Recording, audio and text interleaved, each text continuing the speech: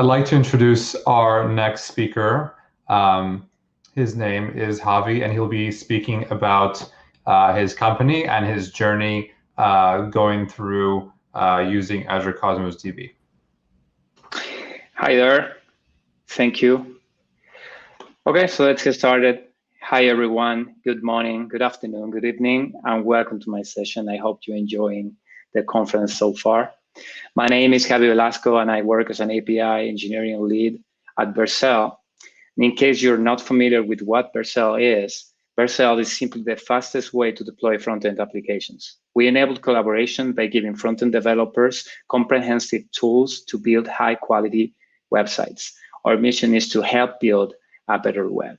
With Vercel, you can connect a repository through a Git provider and instantly generate multi-cloud deployments that are globally available through our Edge network with every Git push. We have been using Cosmos since 2017 as our main persistency system, and it has been a really big part of our history since then. Being our main persistency, we have had a very intensive usage of it for both our APIs and the Edge network. And in the case of the Edge network, latency is especially critical, and Cosmos distributed nature has been a great fit for it. During all of this time, CosmosDB helps us scale tremendously well from just a few million requests per week to more than 10 billion requests a week that we're handling today. Overall, we are currently making more than 1.7 billion requests a day to the database, and that's all scaled smoothly, keeping always a very good latency. So in this talk, we will see how we used Cosmos at scale in Vercel to work in a very performant way. And there is no better way to illustrate the journey that we have had with Cosmos than walking you through the wrapper that we have built on top of the Node SDK to optimize our access patterns. It started as a way to put together some code patterns that we required on a day-to-day basis, but later it evolved into something more complex that helped us to use Cosmos at scale and to solve problems that you might be facing today as well. This is a talk that I expect to be very useful for developers. We are running a lot of API services on Kubernetes, making an extensive use of TypeScript and Node.js, and of course, Next.js. If you're a developer working with Cosmos and these technologies, I'm pretty sure you're going to find this useful. Nonetheless, I expect you to find it interesting as well if you are a DevOps, SRE, or if you're interested in these technologies. So we are going to divide this talk into a few sections that can put together some of the features that we have been building over time.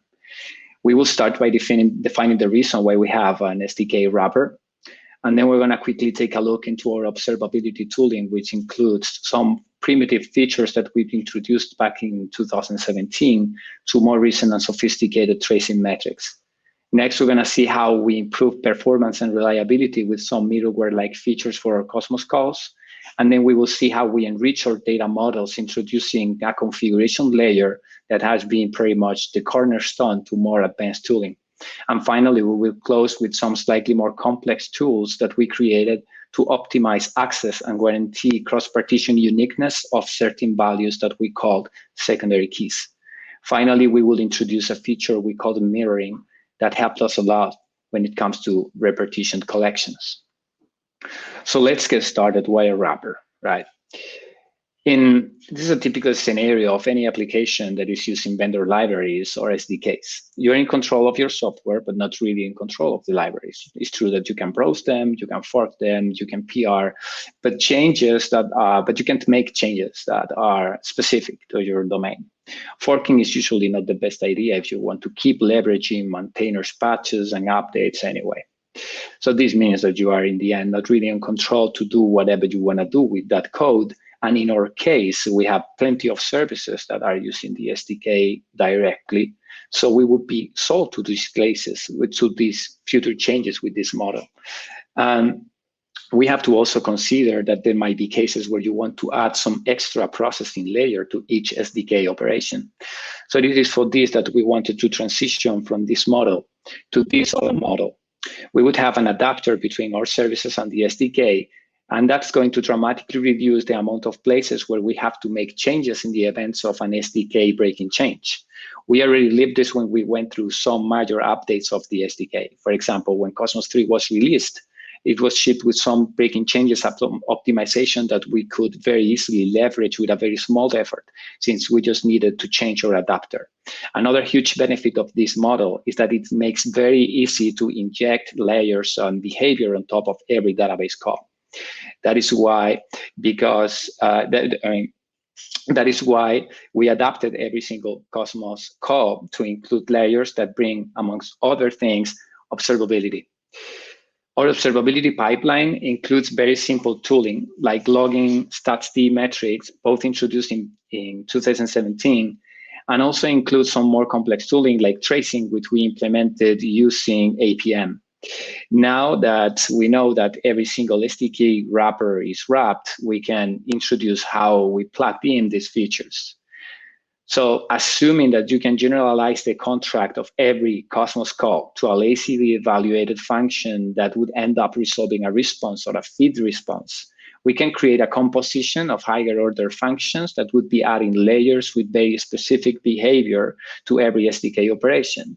For example, in this case, in the snippet, what we are doing is bringing observability through two decorators.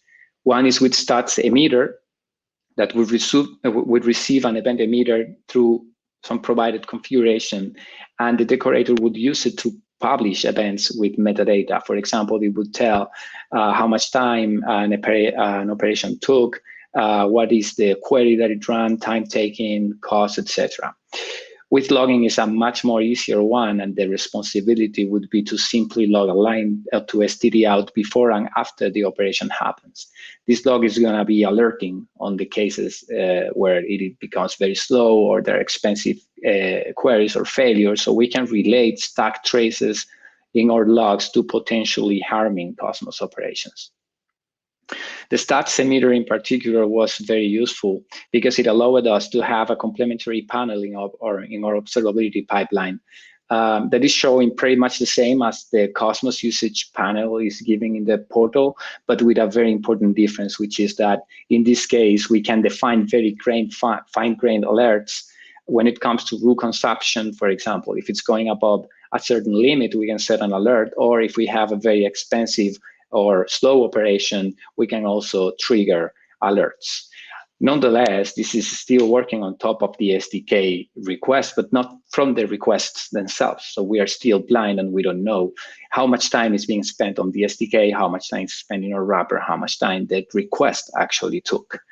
So it is at this stage when it became very useful, a new feature that I think it's still undocumented in the Node SDK, which is the plugins that is going to allow us to define for real a middleware where we can execute code before and after every single request happens. So we defined a tracer plugin that is going to work through APN and would start a span as soon as a new request happens and close it once the request is done, tagging and logging all error and all sort of useful information. Now, what is very interesting about this is that if we also trace our wrapper functions and the SDK functions, we can finally have a flame graph per operation that is going to show a timeline telling how much time each operation took. In this case, we are looking at a modified document by ID operation there in blue that we will see later. But for now, it is ignored by checking that it's doing two operations under the covers where the request is taking most part of it, but not all of it. This level of information has been proven to be of an enormous value since it is extremely easy to find slow requests and bottlenecks and errors. At this point, technically, we could go and to our previous decorators and replace them. But it's not really like subtracting value using these plugins because there are still some features that we worked out in order to improve performance and reliability, for example, that are relying on the same pattern. So for performance and reliability, we followed a few strategies that are complementary to each other, and they are implemented in several different ways. The first one is adding a retry and a semaphore layer in order to improve our reliability on every Cosmos operation. As you can see in the snippet, they work in the exact same manner as the stat emitter and the logger that we have already seen. With retry, is going to give a retry strategy for errored SDK requests. Now, since 2017, the retry logic in the SDK improved a lot, and there is no strict requirement to have a custom retry layer for network errors anymore. But there are still some cases where the SDK request can fail, but still be retriable. For example, when the write session is not available. This has been very useful for such cases. We also have a layer that adds a semaphore in front of all of these requests. And this is going to help us making sure that we don't take the event loop. It helps controlling the concurrency, how many operations are going to be running at the exact same time. If we do, for example, a promise all with thousands of operations at the same time, we will make sure that we are not taking the event loop and we are not running a lot of operations in the exact same millisecond. With this, we complete all of the decorators that we have in front of every single operation, but there are more interesting things that we did to improve performance and reliability. In our experience, when we are reading a document and that is taking more than half a second, it usually times out. This has to do with the Cosmos gateway being too busy, and usually a simple retry is going to help in this case. We have seen it so in our observability pipeline, many cases where a request took exactly the timeout that we have set plus 1 second back off plus a few milliseconds. And this is precisely because the very first retry is going through correctly. So a good strategy to overcome this issue is to have an early timeout strategy for the first try. That timeout can be increasing with the next retries, but it is very important to know that it has to be tied to each operation. For example, reading a document is not going to take the same amount of time as a query, so we can be that optimistic.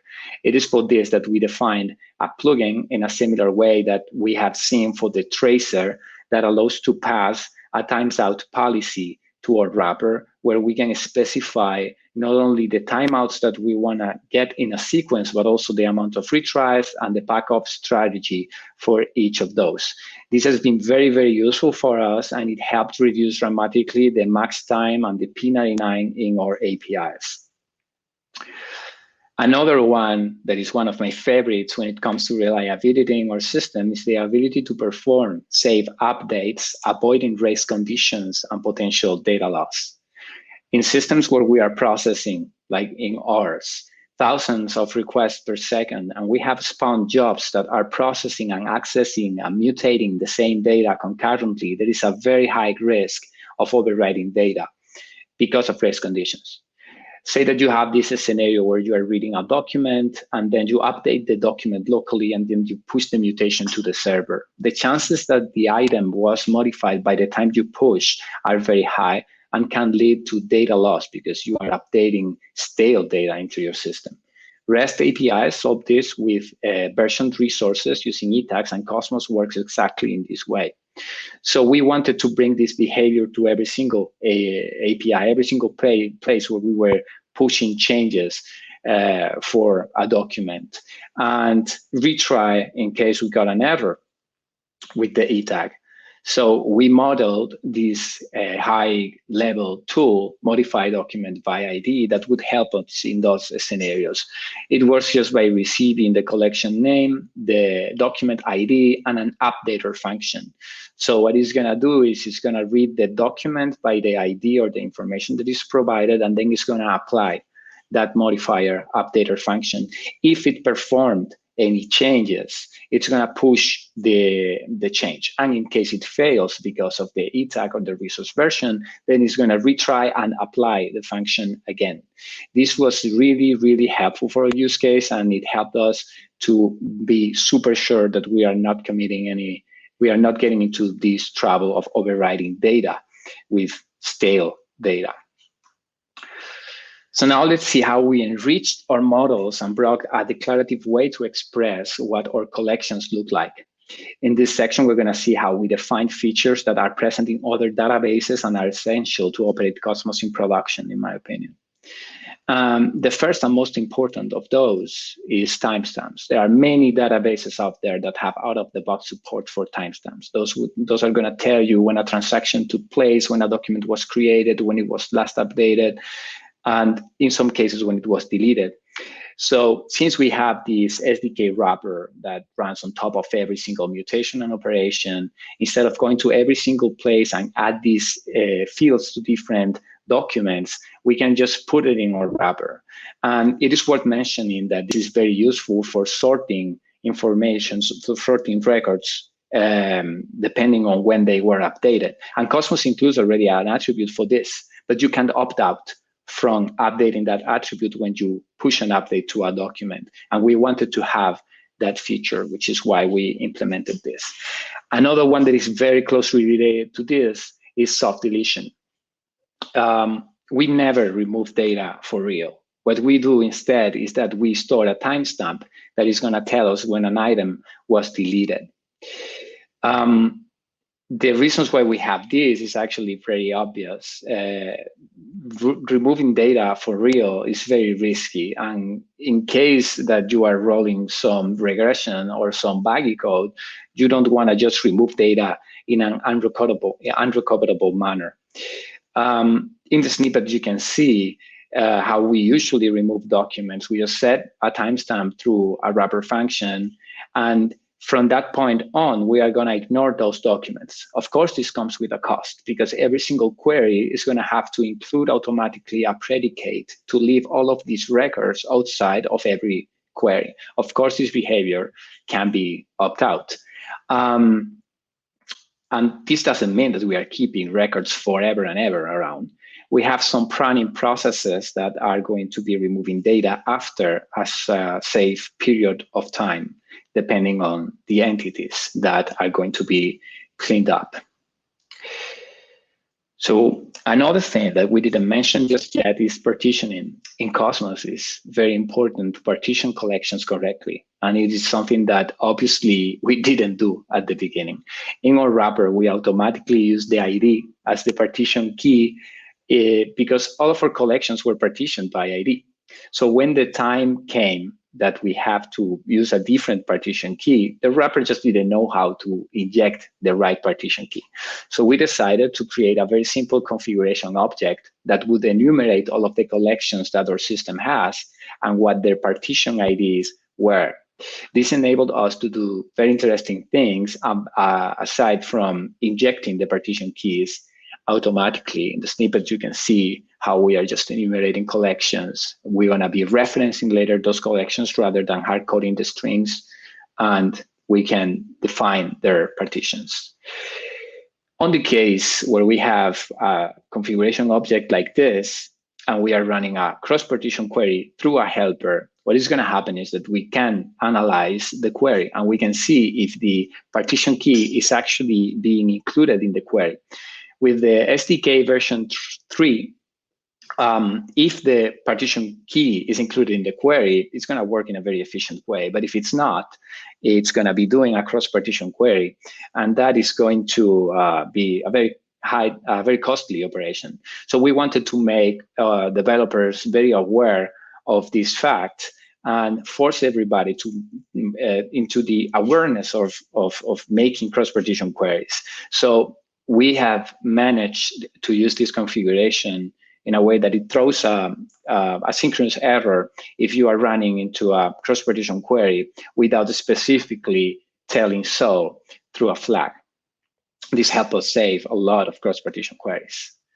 And related to this configuration, everything fell into place when we started building a testing framework that would use our in-memory replica of the CosmosDB server. That link that you're seeing there is public, and you can access and use it today. It is a CosmosDB server that works in memory, and it has pretty much the same API as the one you use in production.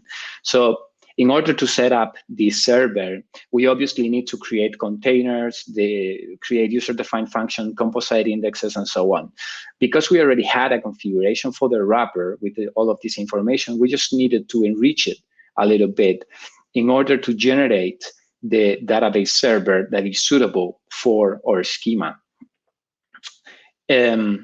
Even though those properties like unique keys and composite indexes are not really used inside of the wrapper, it becomes very handy to have them around because you can just have a look at your configuration and have a very high level view of what the schema looks like, and that all respecting the schema free and the flexibility of the Cosmos database.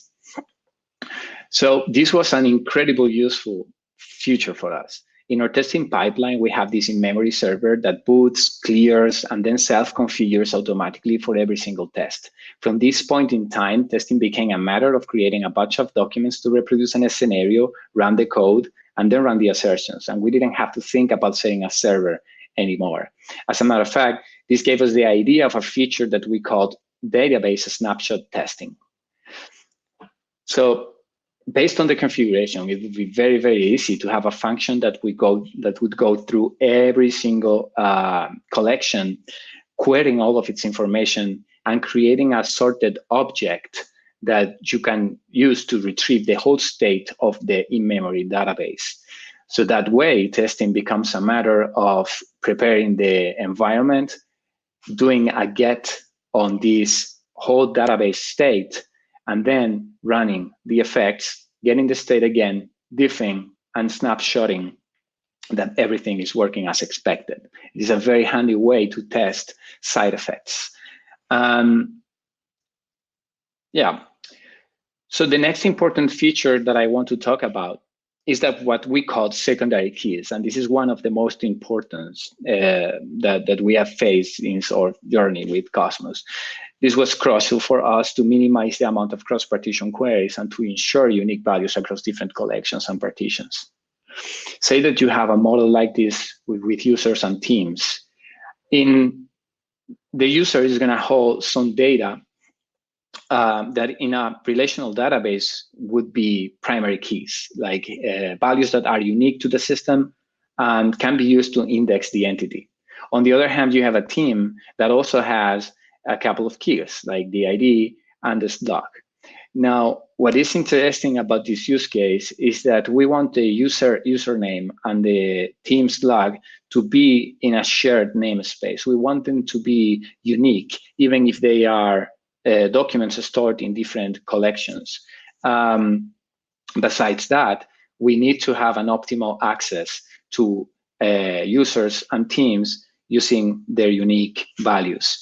When we choose the partition key, we would say that it is the ID in these cases because it's the most common access pattern. But still, we're going to have many places where we need to find a user by email, for example, and that's going to be a cross-partition query that over time can be very, very damaging. So how do we solve this thing?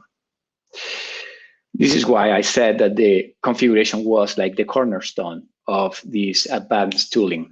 We just added some configuration values that would tell what are the secondary keys in our system. For example, for users, we will say that the key email and the key username are going to hold secondary keys. And we will say what is the collection where we want to store what is going to represent the key. Then optionally, you can also give a namespace to make sure that you can have living keys in the same namespaces that would collide with each other to ensure uniqueness across usernames, and slugs in that case. Of course, when we run now create document, the downside is that we are going to be creating not only one document, but also documents for the keys themselves. Those keys are going to keep information about the original collection, the original partition key, the original value, etc. So what is really great about this thing is not only that it is allowing uniqueness, but also when we get a document, we can have a helper that is going to get documents by keys or no. You can simply tell what is the collection that you are accessing, what is the key that you want to access, and what is the unique value. And instead of doing a cross-partition query to retrieve that value, we are going to do 2 consecutive get documents by ID that can be up to 50 milliseconds, which is much, much, much better than a cross-partition query. Of course, there are still 2 reads, but I think that the balance is pretty good overall. The most challenging part about this is that we had to model sort of transactions. We don't have transactions like we mentioned around this morning. So we had to be very careful when modeling this to make sure that if there is a failure, we could roll back the changes that we already done and we don't leave stale data. Still, we left some other tooling in place for reindexation and to make possible eventual consistency and self-recovery. The last one that I really want to briefly just mention is mirroring. Since our collections were not correctly partitioned from the very beginning, we had the need of switching them at some point. So in order to figure this out, we added some more configuration that would tell that a collection has to be mirrored into a different collection. And when any mutation happens, creating a document, modifying a document, anything, the outcome would be published to this other collection. So as soon as we roll a new version with this configuration of our SDK, of our wrapper, everything is going to be populating automatically. So the only thing that is left is just to run a backfill function that would create all of the remaining items, going through each of the items in the collection into the new collection with the right partition. Then we reach the point where we have one-to-one documents between both collections, and the only thing remaining would be to switch reads to the new collection. This was very, very helpful, and it helped us to correct our data in production without downtime and remodel our collection. Of course, there is much more to this. It's a very condensated talk, so feel free to reach out and discuss ideas and any other questions you might have. And if you want to help us build a better, faster, more scalable web, we are hiring. So reach out to vercel.com/jobs or ping me directly in Twitter at Javi Velasco. My DMs are open. Thank you so much.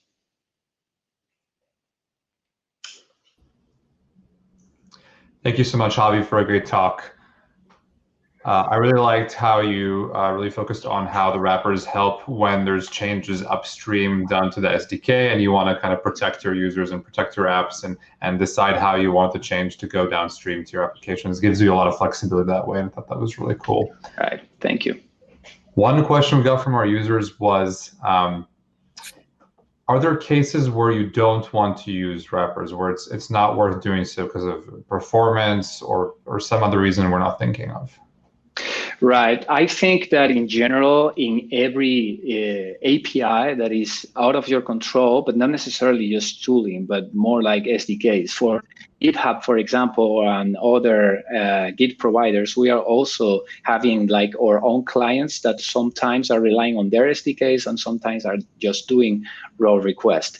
In those cases, if some new change comes, some new API, experimental API comes in, we don't even have to wait for them to roll those into the SDK. We can just go and implement it our own. That is very cool. Cases where we don't really need this, I guess that if you are using a library that is very lightweight, like for example, if you are using in Node.js, would be something like Lodash or Lambda or something like that, that is very, very minimal. Those cases, they are just helpers. So there is no really actual value in having a wrapper on those. Okay, great. So it sounds like assessing the value is kind of like a balance between, are we getting any benefit out of putting this layer between for our users? Yeah, and the primary one, the most important one, I would say, is observability. If you have a synchronous function in JavaScript, for example, there's no need to observe that usually. Depends on the size and what it's doing, of course. But if you are doing under the covers on network requests, like for example, something that we have found very valuable is that the SDK is doing its own retry strategy under the covers. So if we just wrap it and we just trace that, we are going to see in the end how much the SDK call took, but not how much the request took. So that is why these plugins were very, very useful. And this actually extends to other SDKs. You can maybe disable the retry strategy if you are not so sure about it, and put your own in front of it, where you can also instrument proper observability. So I think that's very helpful. Yeah. That's great. That makes a lot of sense. Just Sorry, one more question. Thanks so much, Javi. I really enjoyed this presentation. Definitely a model, a model partner here in how to implement, use all of the functions, all the things we have available.